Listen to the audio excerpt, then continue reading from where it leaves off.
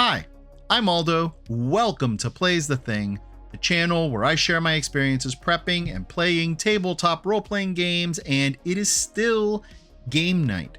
I am recording this video on the heels of the last one, and this will be the play report for the second adventure that we've run for Shadowdark Freeport. And again, we're using the Shadowdark rules, but running the Freeport series from Green Ronin from way back in 3rd edition days. Now, as I mentioned last time, we ran the first adventure for this campaign in Georgia when we managed to all get together for the first time in very many years. And we were so excited by how well Death in Freeport went that we decided to bring this into our regular Saturday gaming and invite others to join us. So this adventure includes 2 new characters. One of those is Mario's character, Dr. Chris Oliver, who is a wizard who is also a surgeon. The second is Adolfo's Zara Sambura, who is a desert rider from Kelsey Dion's Curse Scroll number 2. In addition to those 2 new characters, we have most of the old characters returning. We have Nicodeme, the thief, played by Mike. We have Red Cora, the swashbuckling fighter, played by Lauren. We have Scalawag Sue, the equally swashbuckling duelist, played by Dan. We have Tor Delvin, the ranger, played by Dano. And we have Saralia, the priestess to Ord, played by Jen. Gethier, our maritime ranger, played by Alex, unfortunately was not here because Alex could not make the session, but hopefully he'll be back for further installments of the game. Last we left the bulk of these characters, they had just finished rescuing the librarian Lucius, who had been abducted by a cult that was running out of the temple of Ord, and they'd successfully completed that mission, and it was very lucrative for them. So we've decided that they've stuck around for a little while in Freeport to see if they can build up their fortunes, and I know that a couple of the characters are talking about purchasing their own ship. There is a little bit of restlessness that's seeped into the party, though. They're already talking about if they can't purchase a ship, maybe they could steal one. I do want to say that this is important for me to acknowledge because it is going to be important for the way that I run this campaign. I am running a module series that is a 3-module arc with a couple of interludes. In fact, the game that I'm about to report on was one of those interludes, but I'm not married to this arc or this plot playing out the way that it does. As I've long stated in these things, I am all about player agency these days. And so if the characters say, we're just not interested in what is going on in Freeport, they can check out and go somewhere else. I've been accumulating a bunch of other resources dealing with pirate adventure and maritime exploration that I am ready to bring into whatever these players decide to do. So that's the first thing I wanted to say. However, for now, that's just murmuring and grumbling by the players. We'll see what they decide to do. For now, they've decided to stick around in Freeport and partake of the things that are happening in the city. And so we began this adventure 3 weeks after their encounter with the Brotherhood of the Yellow Sign. And the expanded party, which now included Dr. Chris Oliver and Zara Zambora, found themselves celebrating Swagfest, which is Freeport's annual festival that commemorates the Great Raid. The Great Raid was a moment in Freeport's history where really the town was kind of put on the map as a major geopolitical force. Anyway, the important thing here is to note that the group had been carousing, drinking, making new friends like Dr. Chris Oliver and Zara Zambora, and otherwise enjoying the spoils of their riches when they were getting ready to go to the docks to watch the Master of Ceremonies for Swagfest kick off the festivities with an opening at the docks. So the characters all got together and they all started heading over there, and they were very happy to tell me how drunk their characters were. Of all the intoxicated player characters, only Red Cora spotted the hooded assassin that was moving through the crowd towards the stage. She didn't know the person was an assassin, but she thought they looked shifty. So she followed, and in so doing, she alerted the other players who joined her in her pursuit. When they got to the front of the crowd, they didn't see the assassin immediately, but they did note that the assassin was peeking out behind the stage curtains and was poised to strike at Captain Leiden from behind. Cora shouted a warning to Captain Leiden, but her warning was something to the effect of, "Hey," which just caused Leiden to look over at her, and that wasn't particularly effective. So the assassin darted out from behind the curtains and stabbed Captain Leiden. Fortunately for Captain Leiden, he has a pretty beefy number of hit points, and more importantly, he saved versus poison, so he didn't die immediately.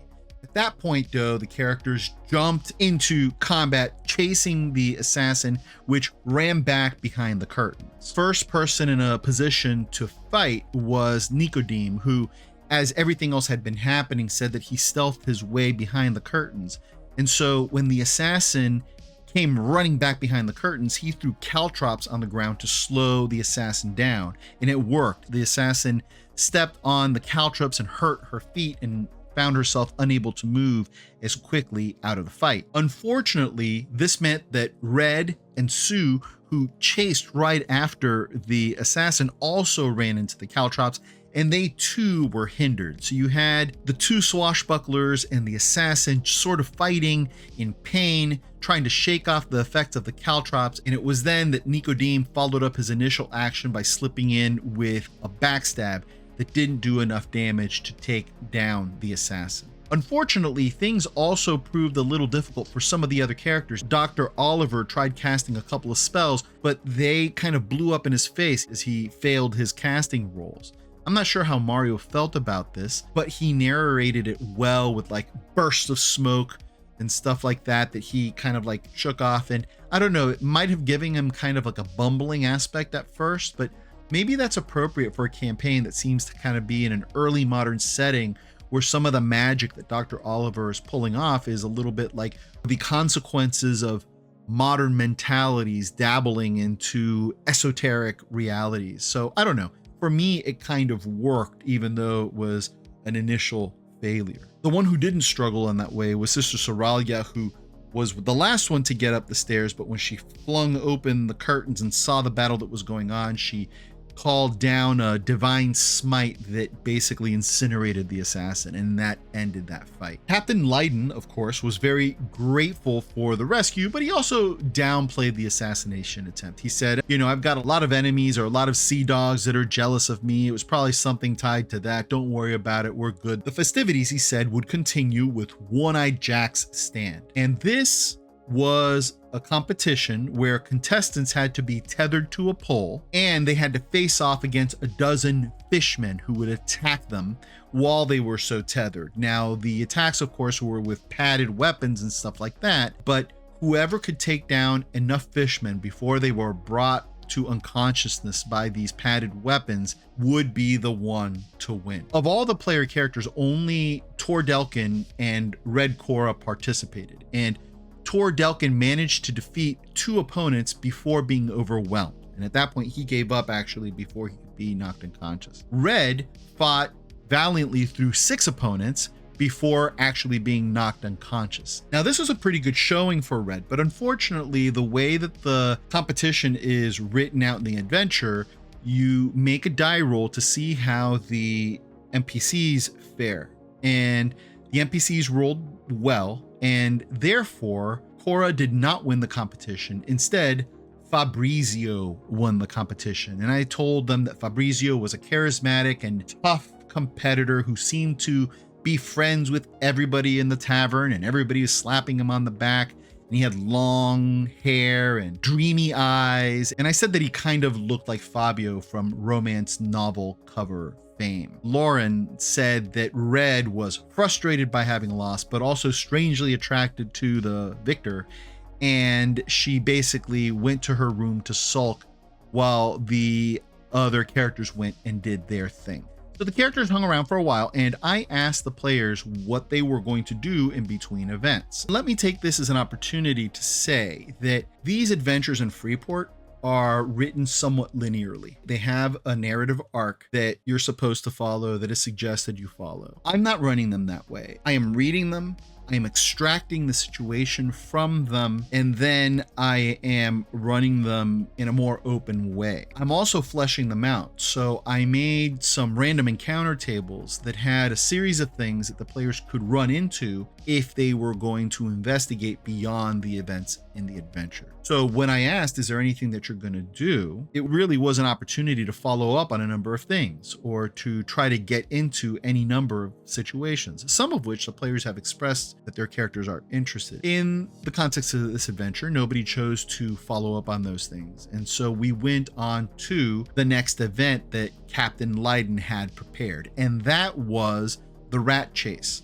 When the characters convened with the rest of the mob in front of the stage where Captain Leiden was introducing the next event, he took a box and he pulled out a massive dire rat from the box and he threw it into the crowd. And then the crowd went crazy. And the idea was that whoever brought back the rat would get the prize. The prize wasn't revealed, but it promised to be something valuable. So the party made a series of rolls to try to locate the rat before it left the area where it had been released into. And it was a somewhat difficult roll because the crowd was going crazy, so it was hard to kind of be able to spot it. But I was surprised that of like the 5 or 6 characters present, everybody failed their rolls. They had 2 chances and everybody failed every single roll. So at that point I said, yeah, you see that the crowd has dispersed into the town. And I said, there are 3 rough areas, 3 rough directions in which people are running, and you're not sure if any one of them is better than the other. So the characters at that point decided to split up. Nicodeme decided to venture alone down the middle path. Red and Tor took the 3rd route, and Dr. Oliver, Sister Saralia, and Scalawag Sue chose the first path, with Oliver using his academic knowledge of rodent behavior to lead them into the sewers. That was interesting. For me, Mario said, you know, he is interested in natural sciences. It's part of his background. It's part of who he is. I told him, go ahead and make an intelligence roll. He rolled a natural 20. And I decided, you know what? That natural 20 is enough to place you in a spot where you are basically going to be in direct contact. Like, you're going to situate yourself in such a way that you can preempt the dire rat's actions and figure out where it's going to be. In a sense, I drew the approach to making this roll from the way that detective work is handled in Champions now, where in that game, if you make a detective work roll, you basically figure out the villain's plan and are in a position to deal with it effectively. So I decided to apply that to this situation, and I placed them in the sewers. And it was fun. We had Dr. Oliver with his lantern in the sewer. Saralia had a stick with a piece of meat hanging off the end to try to draw the rat to them. And you had Scalawag Sue basically serving as a bodyguard with her weapons out. That situation became even more interesting when they actually encountered the rat, because rather than have an attack, I decided to make a reaction check for the rat. And based on the fact that they had the meat there to lure it and all of that, and Saralia was in the lead, she has a relatively high charisma, I made the roll and the rat was curious. It wasn't going to attack, so it started to come out, it was a little bit cautious, started to look at the meat, and Saralia was trying to coax it over to them. But then Sue decided that, you know, we have it. Before it gets away, she jumped in to try to subdue it. And then at that point, of course, the rat attacked. So it bit Sue, and Sue failed her constitution check. So Sue actually got diseased by the rat. We'll have to figure out how that plays out if we play tonight. But whatever the case, there's 3 of them and it's only a dire rat. So despite that bite, they managed to knock it unconscious and get it into a bag. And so therefore they won the competition and they were heading off to go and make good on that victory. But the other 2 groups that went off in different directions, I decided to pull out that random encounter table that I had created and roll some random encounters. I figured each one of the other groups would get one thing that they saw, and I'd give them an opportunity to respond to it. So for Nicodeme, who had gone off on his own, I rolled on the table, and I rolled that he discovered a couple of yellow shield cult members dragging an unconscious festival goer into a building. And I was interested to see what Nicodeme would do, because Mike tends to be a very cautious player, and it was very likely that he would just note it and leave to go get the rest of the party. But instead, he snuck up to the building, he listened, heard that there was some scraping sound in there, he stealthed in, and he found that they had dragged him into a secret door, much like the one that the party had found in that building in the previous adventure, and that they were getting ready to close that secret door and go who knows where. So Nicodeme decided to try a backstab, and he was successful, and he killed one of the Yellow Shield cult members. The other one failed his morale and went to run, and Nicodeme took a regular shot at him with his bow and killed him too. So go Nicodeme, on your own. You took down these two people. You rescued this person that was being dragged away. And that was a good feather in his cap. For the last pair, Red and Tor, I rolled the encounter that is supposed to be the big boss fight of this adventure. Again, the adventure is written in a linear way, and it's written so that as people go into the city, they run into this Arania who is capturing people to feast on. It's this monster that's living in the midst of the city. And I decided that there was no reason why anybody would automatically run into this Arania. I wasn't going to have this as a big boss fight that everybody just was going to end up at the end. But I did think the encounter was cool enough to place on a random encounter table. And I rolled that as the random encounter for Red and Tor. So they noticed a little boy who was running around trying to find the dire rat. Who knows where the parents were, because it's irresponsible to let this kid go running around trying to find a dire rat. But he was basically poking around this neighborhood, and he went up to this building and he knocks on the door, and the kid gets snatched by these strange looking arms and pulled into the building, and the door shuts. So they immediately bolted for the door. Tor tried to kick it in and damaged it, but didn't quite kick it in. And then Red Cora burst through into the room. And when they opened the door, they found the Arania, who is a part spider, part human creature, wrapping the kid up in webbing. And when it looked up and saw them, it said, "Leave now and I'll let you live." They refused, and the Arania attacked them. It did so first by webbing Tor. He got trapped in this webbing with poisonous strands, which did a good amount of damage to him. But Red swung and cut the strands and freed him. And then together, they attacked the Arania. Cora got some nasty shots in with her bastard sword. The Arania then ran, and Tor knocked an arrow and launched it from his longbow and caught the thing right in the back of the head and killed it. And so together, they not only saved the boy, but they also discovered evidence of the Arania's long-term predation on the city's citizens, along with a good amount of accumulated treasure as well. So they got some loot from this. So the three different groups of PCs then reconvened, and they collected their prize for having captured the dire rat. It was a piece of jewelry. I forget the details of it, but it was a nice piece of jewelry that is worth like 100 GP or 200 GP or something like that. And they celebrated their adventures, but they did choose to keep the darker discoveries to themselves. So they did not share with anybody that the Yellow Shield cult was still operating, and they didn't share about the Arania's presence in the town. Instead, they decided to play that close to the chest and see if they can do anything with that information on their own. So like I said, this was just meant to be a little interlude. It's not one of the big adventures for this series. It was a nice way of introducing a couple of player characters. I know that I said that Zara Zamburo was one of the new player characters, and I didn't include her in any of this narrative. And that's because, unfortunately, Adolfo didn't feel very well and had to kind of check out shortly after some of the introductory scenes.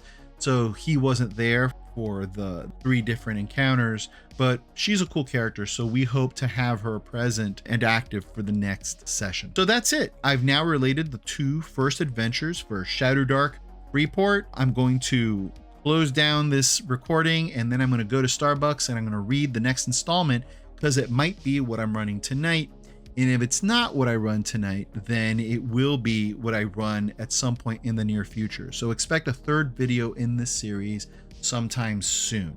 In the meantime, thank you for tuning in. Thank you for sticking around to the end. And as always, I wish you good health. I wish you good cheer. I wish you good gaming. Goodbye.